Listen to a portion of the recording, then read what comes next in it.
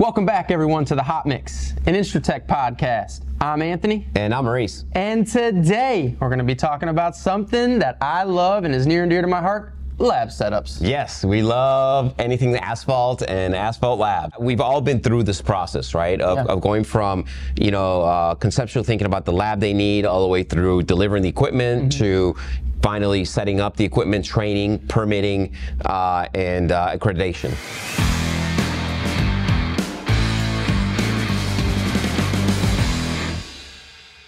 How you doing, man? To be honest, I'm feeling a little under the weather, but nothing I think is bad. I'm all hopped up on NyQuil or DayQuil. I'm sorry. maybe I'm not okay. I'm good to go. I'm full of energy and really excited for this episode, which me too is going to be a two-parter, by the way. So we're going to start at the very beginning. It's usually where you start, isn't it? Yeah, it is. It is. As I see that DayQuil is kicking in right now. Ginger smells great. It's a ginger DayQuil.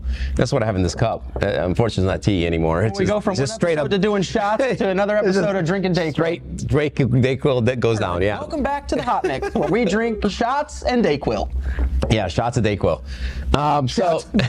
So we're gonna get started with what are the first initial questions that you answer for clients that say, hey, Anthony, I'm thinking about starting a new lab, or I need to build a new lab for my company on a different site. Kind of tell me a little bit about how you walk them down that road and kind of the questions you need to know in order for you to start kind of conceptualizing their lab. Well, I think the first thing we need to talk about is how much space we're going to have. Are we talking about a mobile lab? Are we talking about a standalone lab that's just its own building? Is it on an existing asphalt plant or quarry, or kind of our just overall space and footprint? Okay. And then from there, good point. We'll kind of go in. Well, thank you. Yeah. From there, we'll kind of go into based on, is this a brand new lab for the company, or is this just adding on? Because all that stuff matters when you're talking about equipment. Sometimes they have things that you don't need to quote, and just all that upfront information helps. Yeah, right. So yeah, maybe knowing, are you starting from scratch here? Yeah.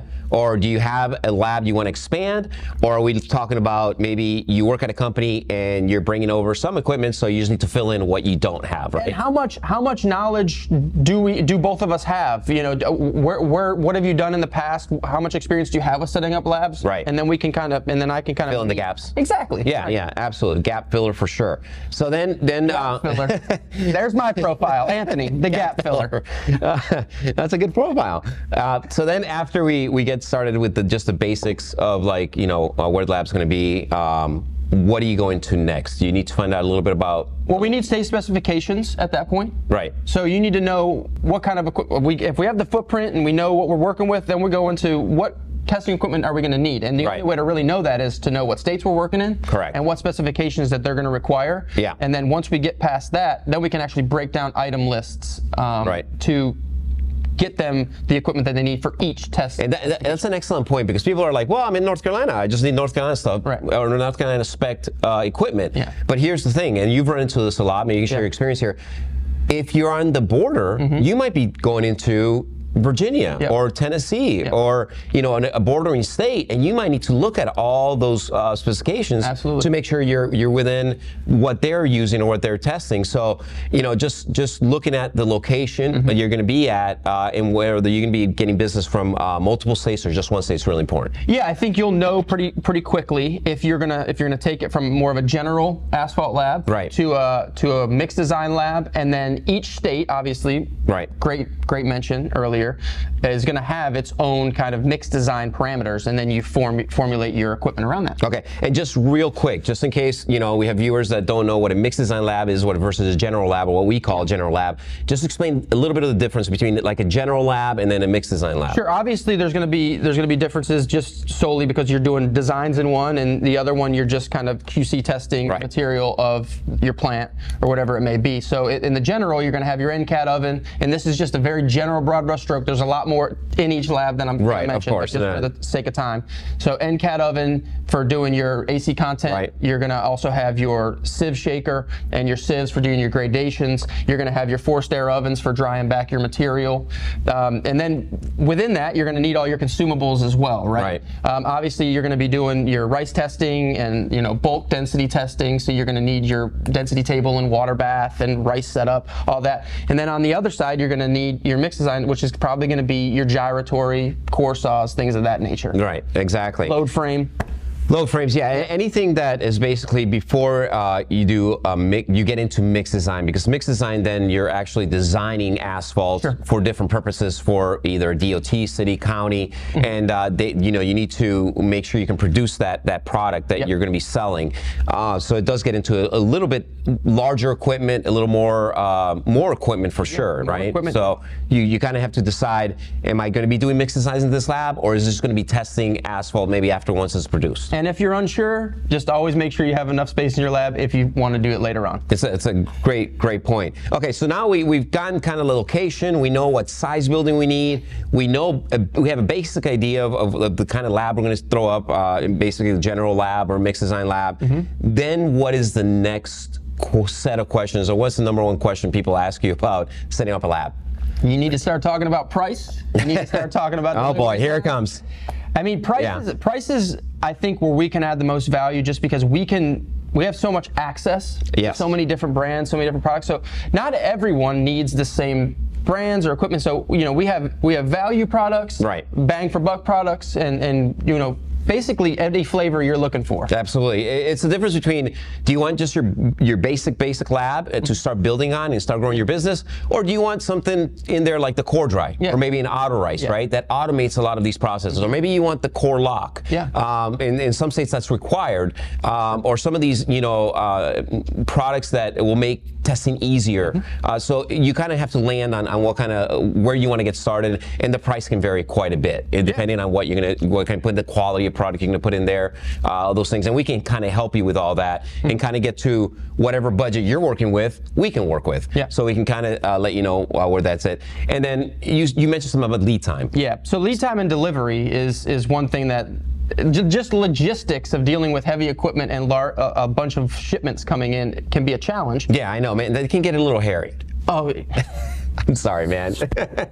I'm sorry. Legolas from the back row. Anthony's a little hair intolerant around, so I hate to mention that, use that word. I just had to freshly shave. That was my bad. That I shouldn't have said that. But anyway, it can get a little difficult. Let's change it. A little difficult, and we want to make sure that we can help you get all the equipment there when you need it, so it's set up, calibrated, and ready to go by the time you already start testing product. Yeah, I mean, there's nothing better than knowing that the company you're working with to purchase the equipment can take the process all the way through. Obviously delivering it, and then coming in to do the calibration and the installation on some of the equipment. I mean, it really does help for peace of mind, and you can't put a price tag on that. No, absolutely not. And then speaking of lead time, you also want to consider time of year you want to order this, right? Oh yeah. Because the time of year is important if you're going to be able to go out there and start testing the next paving season. Sure.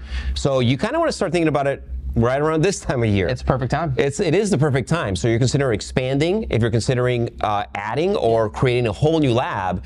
Right about now, based on lead times for most of the equipment, means that you'll most likely, not always, but in general rule, you could have a working lab set up, accredited by the following year paving season. So you can start, producing some profit and some, cash flow with the lab. And as a general rule, you're probably looking at about 8 to 12 weeks. 8 to 12 weeks for most of the equipment, To get most of the equipment in, obviously there's going to be some staggering timelines when you're talking about calibration and stuff like that. But for the most part, you're probably looking at that window for equipment. Yes, I agree. Once we start getting the equipment, what are the next set of considerations when you're building a brand new lab? I think you need to make sure that your personnel is correct. Okay. You know, and that you have enough people to start accepting this when it's there, right? If you're a smaller outfit and you have people that are working the lab and the field, you know, you're going to have a lot of stuff coming in. So it's going to be really nice to have somebody on site that can, you know, if it's large equipment, obviously you're going to need to get it into the building. So you're going to need forklifts or a skid steer, lift gate on the truck that's delivering it, just something to get it into the lab. And to do that as a one man shop or one woman shop, it's really, really difficult. Yeah, no, absolutely. So personnel and manpower. So you're going to need someone at the lab receiving this equipment. And here's a little tidbit that I know. You're about to drop a golden nugget. I'm about to drop the golden nugget. Here's a tidbit that is really important. When you start getting this equipment, it's very important that you start opening boxes and checking it. The inspection. The inspection of the equipment. I can't tell you how many times we've delivered it a lab within 2 to 3 week time frame. The client receives all the equipment, and then guess what? They put it to the side and they forget all about it. Set it and forget it. Yeah, until they're ready to start building, and guess what? They find something got damaged. Yeah. And then it's very hard to unravel that with the shipping company, get your money back or get some kind of refund for it. So my tidbit, my golden nugget is please check your equipment as it's coming in. And if there's any issues, we're happy to help you with it. That is not a problem. But if it's 3 weeks later, it's going to be a little harder, and again, you don't want damaged equipment for a brand new lab or to get started with. Yeah, right? I think the bigger issue here is we want you to be ready to go. Absolutely. When you're ready to pay, when you're ready to go. When you're ready to go, we want you to be ready to go. Yeah. So when mix design season starts, or paving season is getting ready to start, we need you to be up and running. Correct. And the only way that we can support you in that is to make sure that all the equipment is functional and hasn't been damaged on the way. We're going to end it here for part 1, and we're going to pick it up in part 2, and we're going to discuss a little bit more about personnel. You kind of brought that into the mix, right? Having someone there, but not really just having someone there, but now what kind of technician levels are you going to need in the lab to do some of these tests and use some of this equipment?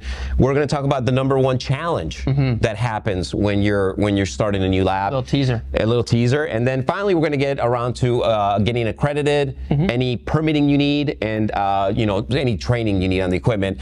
And the great part about all of this is that HME Lab Supply can absolutely help you from beginning to end.